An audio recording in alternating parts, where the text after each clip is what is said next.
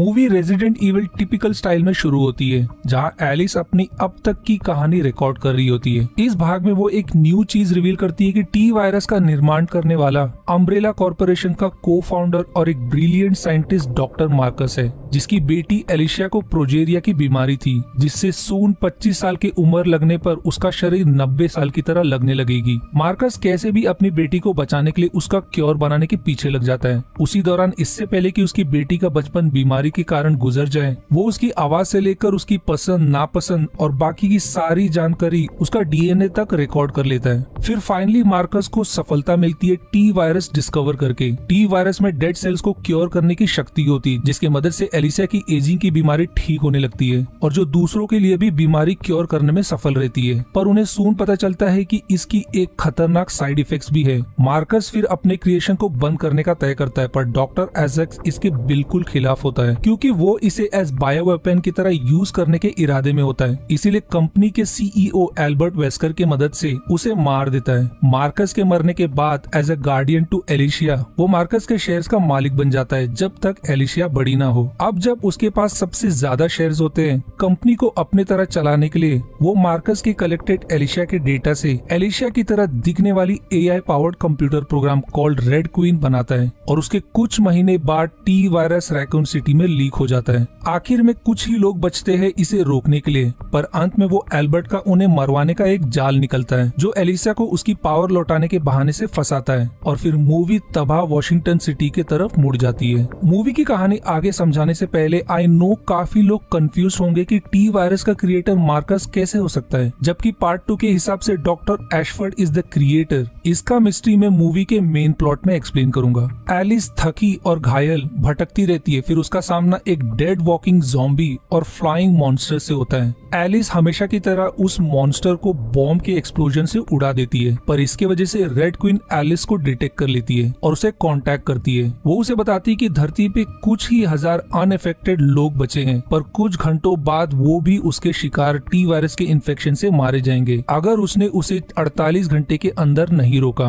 वो उसे एक सबसे बड़ी सीक्रेट रिवील करती है कि अम्ब्रेला कॉर्पोरेशन ने टी वायरस का क्योर एयरबॉर्न एंटीवायरस भी बनाया, जो कि उनके रैकून सिटी के द हाइव लैब में मौजूद है। वो एक तरह से उसकी मदद मांग रही होती है अम्ब्रेला कॉर्पोरेशन को डिस्ट्रॉय करने के लिए, पर एलिस उस पर भरोसा करने को तैयार नहीं होती। पर रेड क्वीन वादा करती है कि वो उसके सवाल का जवाब देने के लिए तैयार है जब वो सही सलामत लैब पहुंचेगी। और कोई चारा न होने पर एलिस रैकून सिटी की तरफ निकल पड़ती है, पर रास्ते में उसका सामना डॉक्टर आइजैक से होता है, जिसे देखकर एलिस एकदम से सरप्राइज हो जाती है, क्योंकि उसने डॉक्टर आइजैक को पार्ट 4 में मार दिया था। पर उसे पता चलता है कि वो डॉक्टर आइजैक एक्चुअली में एक क्लोन था। एलिस किसी तरह डॉक्टर आइजैक की कैद से भाग निकलती है, पर डॉक्टर आइजैक और भी बदले के आग में अपने मिलिट्री और ज़ॉम्बीज के सेना के साथ उसका पीछा करता है। एलिस फाइनली रैकून सिटी पहुंचती है, जो पार्ट 2 में डेटोनेटेड न्यूक्लियर बॉम्ब से पूरी तरह डिस्ट्रॉयड हो चुका होता है, पर हाइव लैब का डीपेस्ट अंडरग्राउंड अब भी इंटैक्ट होता है। आगे जाने पर उसकी मुलाकात क्लेरा से होती है। क्लेरा दरअसल लास्ट पार्ट में अम्ब्रेला कॉर्पोरेशन की कैद से किसी तरह भाग निकली थी, पर कैसे वो मूवी में क्लियर नहीं किया।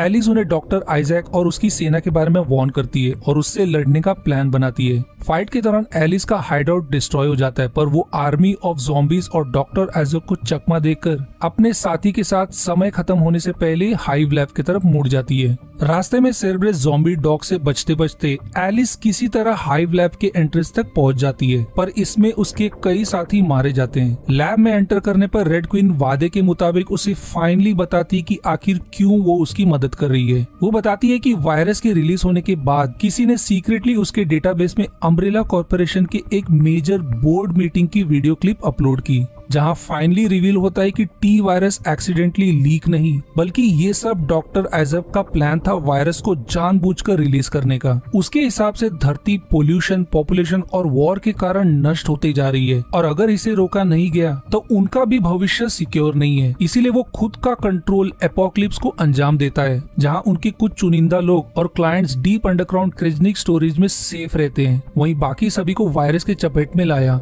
Although red queen umbrella corporation के लोगों को बचाने के लिए डॉक्टर आइजैक द्वारा डिजाइन किया गया था। इस मीटिंग क्लिप को अपलोड करने के बाद उसके सिस्टम में एक कॉन्फ्लिक्टिंग प्रोग्राम भी अपलोड किया गया, जहां उसे बेगुनाह ह्यूमन लाइफ को ठेस नहीं पहुंचाना है, यही कारण है कि वो उसकी मदद कर रही है अम्ब्रेला कॉर्पोरेशन को पूरी तरह से खत्म करने के लिए। ये सब जानने के बाद अब एलिस के पास कुछ ही मिनट्स है। सभी टनल के थ्रू आगे बढ़ते, पर अचानक से टनल का पावर लौट आता है और विंड टरबाइन फुल स्पीड में शुरू हो जाता है। वहीं एल्बर्ट को रेड क्वीन पर शक हो जाता है कि वो सीक्रेटली उनकी मदद कर रही है, इसीलिए पूरे सिस्टम के कंट्रोल को अपने कमांड में ले लेता है। वो उसी विंड टरबाइन को उल्टे डायरेक्शन में स्विच कर देता है, जिसके वजह से सभी तेजी से घूमते ब्लेड्स की तरफ खींचने लगते हैं। पर लकीली थोड़ी देर बाद पावर सप्लाई फिर से चली जाती है, पर इसमें उनके एक साथी को अपनी जान गंवानी पड़ती है। वहीं डॉक्टर आइजैक अब भी एलिस के तलाश में लैब के डायरेक्शन की तरफ अपने ज़ॉम्बी सेना के साथ बढ़ रहा होता है। फाइनली एलिस का लैब के सेंटर में एंटर करने पर उसे एक और बड़ा सरप्राइज मिलता है। एलिस का सामना फिर से एक न्यू डॉक्टर आइजैक से होता है और वो फाइनली पूरे सीरीज का सबसे बड़ा प्लॉट रिवील करता है।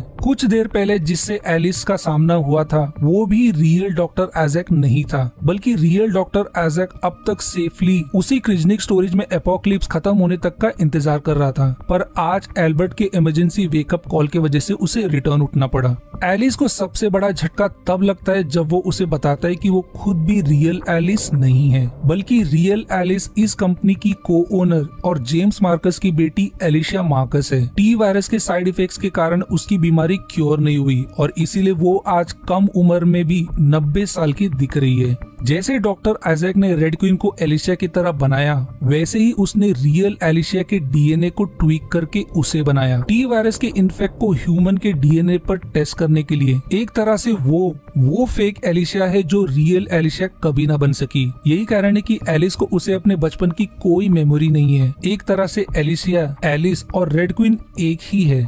एलिशिया हमेशा से डॉक्टर आइजैक के एक्सपेरिमेंट के खिलाफ थी, पर उसकी सिचुएशन के कारण वो उसे रोक ना सकी, इसलिए उसने वो मीटिंग की वीडियो क्लिप अपलोड की और उसी ने रेड क्वीन के प्रोग्राम को ट्वीक किया एलिस की मदद करने के लिए। एलिस को ये भी पता चलता है कि डॉक्टर आइजैक खुद भी एलिस की तरह टी वायरस से ट्रीटेड है, पर उसमें उससे ज्यादा टेक्नोलॉजिकली एडवांस कैपेबिलिटी जैसे सुपर स्पीड और स्ट्रेंथ है। एलिस चाहकर भी डॉक्टर आइजैक पर अटैक नहीं कर पाती, क्योंकि एक तरफ एल्बर्ट ने क्लेरा को गन के नोक पर रखा होता है, वहीं दूसरी तरफ डॉक्टर आइजैक के पास वही एयरबोर्न एंटीवायरस है जो वो वहीं डिस्ट्रॉय करने की धमकी देता है। पर एलिशिया स्मार्ट होती है, क्योंकि रेड क्वीन किसी भी अम्ब्रेला एम्प्लॉय को नुकसान नहीं पहुंचा सकती और वहीं वो खुद कंपनी में 51% शेयर होल्ड करती है। उसके पास किसी भी एम्प्लॉय को फायर करने का पावर होता है, और सिंस एल्बर्ट सिर्फ एक एम्प्लॉय है, ना कि डॉक्टर आइजैक की तरह शेयर होल्डर, वो तुरंत उसे फायर कर देती है। उसके फायर होते ही रेड क्वीन उसे घायल कर देती है, जिससे क्लेरा रिलीज हो जाती है। इससे अब पासा पलट जाता है और एलिशिया पूरे लैब को डिस्ट्रॉय करने के कमांड सेट कर देती है, ताकि अम्ब्रेला कॉर्पोरेशन का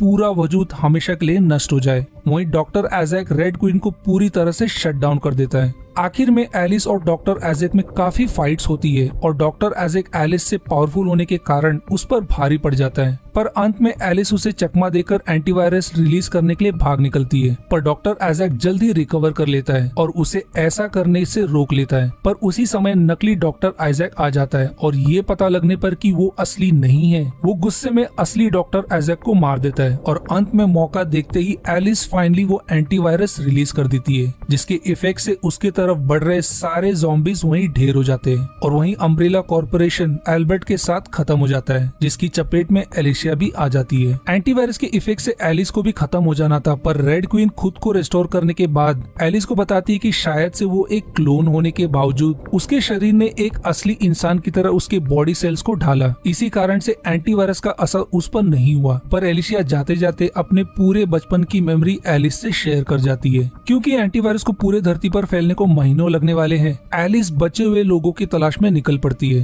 और इस तरह रेजिडेंट इविल की पूरी सीरीज एंड हो जाती है। ओके, ये तो इस पार्ट का एक्सप्लेनेशन है, पर आई नो कुछ कंफ्यूजन्स अब भी है। जैसे अगर पार्ट 2 के हिसाब से डॉक्टर एशफोर्ड ने टी वायरस को डेवलप किया, तो इस पार्ट में डॉक्टर मार्कस कैसे क्रिएटर हो सकता है? इतना ही नहीं, आगे रेड क्वीन का क्या होगा?